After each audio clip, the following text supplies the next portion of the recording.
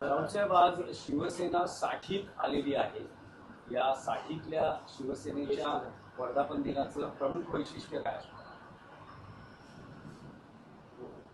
शिवसेनेचा आज 60चा सोहळा आहे. हिरक महोत्सव खऱ्या शिवसेनेचा. आता 60 वर्ष हा एक मोठा कालखंड शिवसेनेनं पाहिला. बाळासाहेब ठाकरेंनी, त्यानंतर माननीय उद्धव ठाकरे यांनी 60 वर्षापूर्वी मराठी माणसाच्या न्याय हक्कासाठी स्थापन झालेली ही संघटना या संघटनेला ही संघटना 6 महिनेही टिकणार नाही, शिवसेना असं तेव्हा बोललं जात होतं चेष्टेने. आणि मुंबई ठाण्याच्या पलीकडे ही शिवसेना जाणार नाही असे अंदाज ज्यांनी मांडले ते फोल ठरले. शिवसेनेनं मुंबई ठाणे महाराष्ट्र काबीज केला, दिल्लीपर्यंत पोहोचली आणि शिवसेनेनं 60 वर्षाची घोडदौड केली. कोणत्याही राजकीय पक्षाच्या प्रवासात चढ उतार येत असतात. प्रवाह कधी खळखळत जातो, कधी थांबतो, कधी संत होतो. हिंदू हृदय सम्राट शिवसेना प्रमुख बाळासाहेब ठाकरे यांच्या काळात सुद्धा आम्ही अनेक चढ उतार पाहिले. बाळासाहेबांना सुद्धा अनेक धक्के पचवावे लागले. स्वकीयांकडून त्यांचा अनेकदा घात झाला, पाठीवर वार झाले. बाळासाहेब ठाकरे व्याकुळ होऊन काहीतरी म्हणायचे की माझ्या पाठीवर इतके वार झाले आहेत की आता वार झेलण्यासाठी माझ्या पाठीवर जागा उरलेली नाही. त्याच्यामुळे आज जे काय घडत आहे त्याचं आम्हाला आश्चर्य वाटण्याचं कारण नाही. शिवसेना प्रमुख आम्हाला नेहमी एक उदाहरण द्यायचे की छत्रपती शिवाजी महाराजांनी हिंदवी स्वराज्य स्थापन केलं.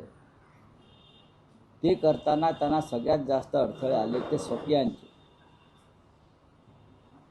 शिवाजी महाराजांनी किमान 200 लढाया त्या स्वकीयांबरोबरच त्यांना लढाव्या लागल्या. तेव्हा कुठे त्यांना आपलं कार्य, आपला झेंडा फडकवता आला. आणि ते जीवन, तो संघर्ष शिवसेनेच्या वाट्याला आला. कारण शिवसेना हे छत्रपती शिवाजी महाराजांचंच कार्य पुढे नेते. त्याच्यामुळे सूर्याजी पिसाळ, खंडोजी खोपडे, ब्रुटस, मीर जाफर हे आमच्या वाट्यालाही आले. आता 4 वर्षापूर्वी आमच्यामध्ये एक मीर जाफर निर्माण झाले किंवा ब्रुटस निर्माण झाले म्हणून त्या शिवसेनेचं कार्य थांबलं नाही, ते चालूच राहील. आमदार आणि खासदार एवढ्यापुरतं शिवसेनेचं कार्य नाही.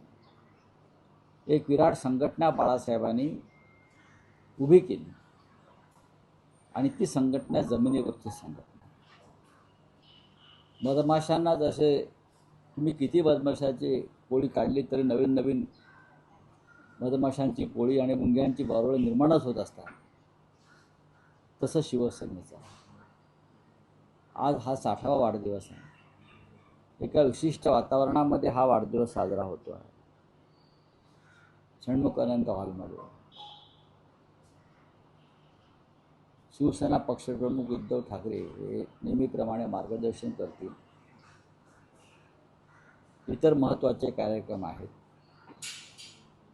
त्याच्यामध्ये आम्ही ठरवल्याप्रमाणे सध्या महाराष्ट्रात गाजत असलेले कवी, दंगलकार म्हणून जे प्रसिद्ध आहेत कवी